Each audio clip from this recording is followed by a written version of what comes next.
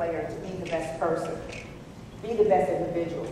However, leaders show that their main focus is the team as a whole, not just individual statistics. Leaders take these skills and they incorporate them to fit well with the team.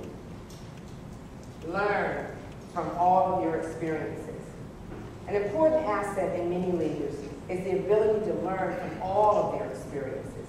Think about those situations in your life, whether it's personal or professional, and recall what happened. Did everything go as perfect as you had planned, as you had hoped?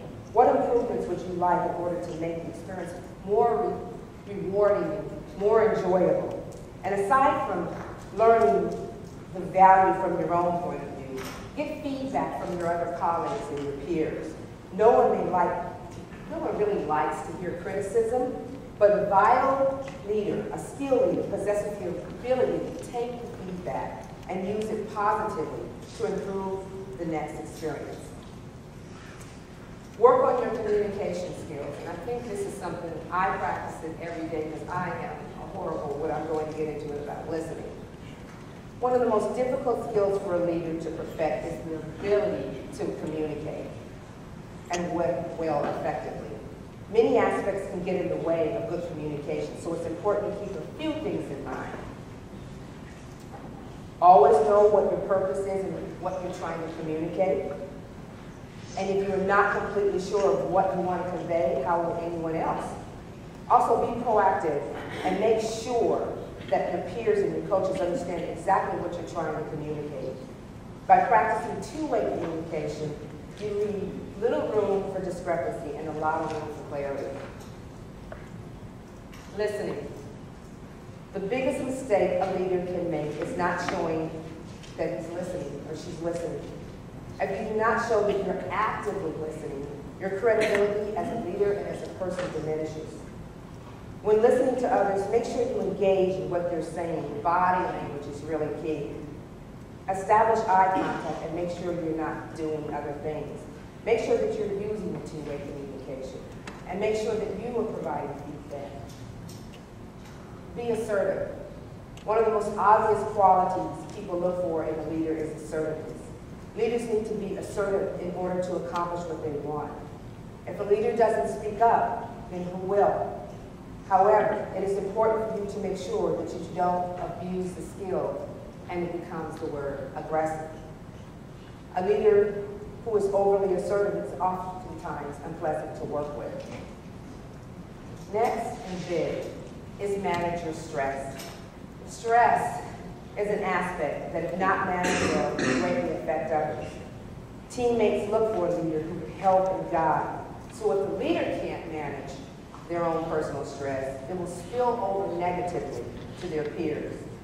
Some ways to cope with stress are to talk it out with your loved ones or someone who's really close to you. And managing your own stress will have a positive effect.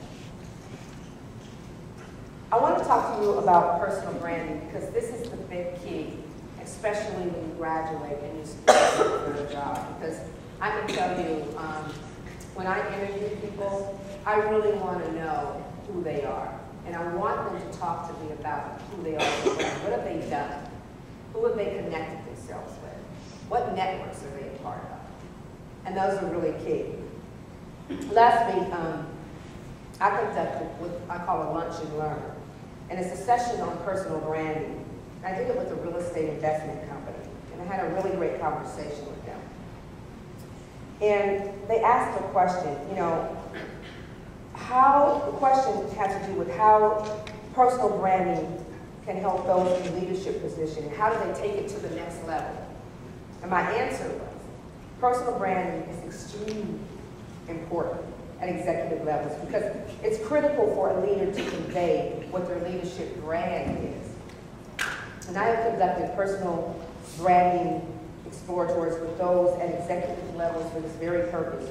Usually someone reaches an executive level because they have core competencies in certain areas. However, leadership requires a whole different skill set. Leaders are not really doing the work anymore. They are inspiring people. They are having a strong personal brand that people believe in.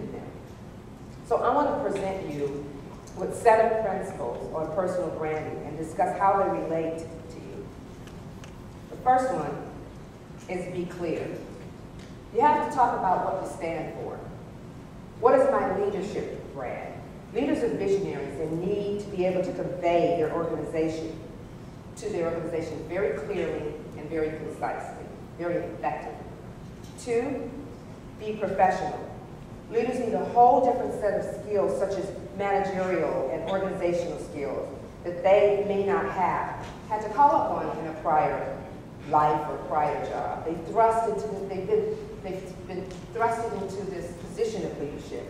However, they generally still need to have core competencies in the areas that they are leading so that they can provide some sound guidance on how to deal with the day-to-day operations. The other is be confident. Who wants to follow a tentative or a wishy-washy leader who seems unsure of himself or herself? Number 4, be true, be consistent. Of course, much has been written about how leaders need to really walk the talk. In addition, leaders generally need to hammer home their vision over and over and over again to repeatedly hold a high goal before everyone so that they can continuously motivate to be able to reach those goals. Number 5, leaders have to be bold. Leaders are necessarily and deliberately leading. That means that they are out in front leading the way, sometimes treading in an unknown territory. Boldness in leadership takes courage of a different sort. Number 6, be connected. The higher you go up in the leadership, the trickier the network gets, and the more important it gets. So when you're networking with your peers, you must always be mindful of the messaging that you're conveying. In general, leaders do not whine. They don't complain about their unrealistic deadlines that they have to meet, or unresolved problems that they have to talk about.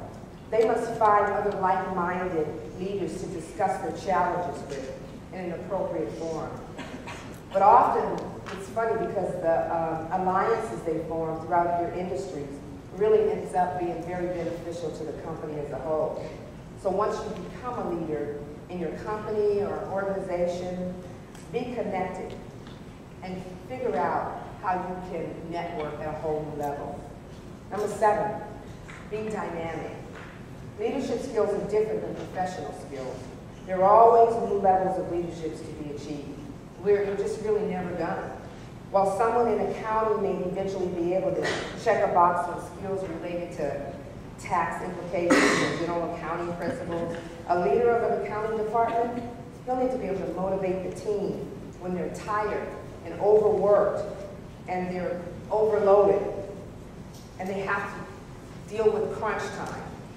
So motivational skills and listening skills and communication skills are the hallmarks of good leadership, and these skills can always be further honed. So if you're a leader or if you're wanting to be a leader, you really have to start thinking about your brand. And you have to be thinking about all these core competencies that you're going to need in order to be an effective leader. Last but not least, and then I'm going to open it up for some questions, is I want to talk about this guy. I'm going to share with you 4 things that I personally learned from this Olympian. As the Olympic Games unfolded, there are countless wonderful stories of triumph and trials, determination as well as disappointments. And it's always fun. It's always fun to watch it. Throughout the Games, we're getting these glimpses of these athletes' personal brands. And as a marketing person and as a personal branding expert, I'm always asking myself, what lessons can I learn from these athletes? What can we bring to our personal lives as guidelines for living and expressing our own personal brands? How can we stand out in our own worlds? So this guy right here, this Olympian and snowboarding sensation Shaun White, he has a humongous personal brand, which is one of the reasons why he's really so in demand with sponsors. But the fame and the glory has come as an after effect for him, as a result of him